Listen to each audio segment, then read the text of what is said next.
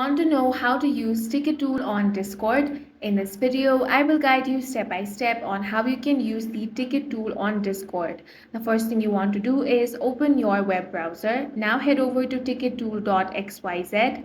Once you're on the site, go to dashboard, then click log in with Discord. Now sign in with your account and then click on the option of authorize.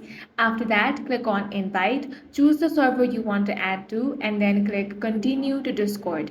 In this step, you can adjust the role for ticket tool if you want or just leave them as default. Click authorize again. When successful, go back to your Discord server and check the member list. You'll see the ticket tool bot added.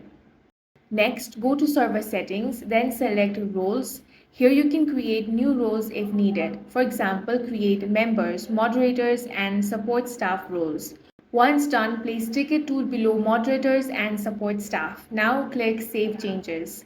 Then go back to your server homepage, right-click and select Create Category. Name it Support, enable the private category option and select which roles can access it. Then click Create Category. After that, you want to click on the plus icon to create a text channel inside the category. Name it whatever you want, for example, Support. Then create the channel.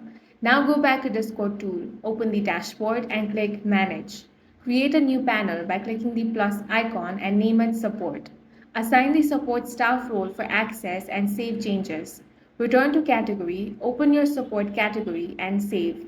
Then go to Messages, click Edit Panel Message and use the Embed Editor to customize if needed or leave it as default. Next, click Panel Conflicts and click Send. Choose the support channel and send again. Now, in your server, the ticket tool panel is live.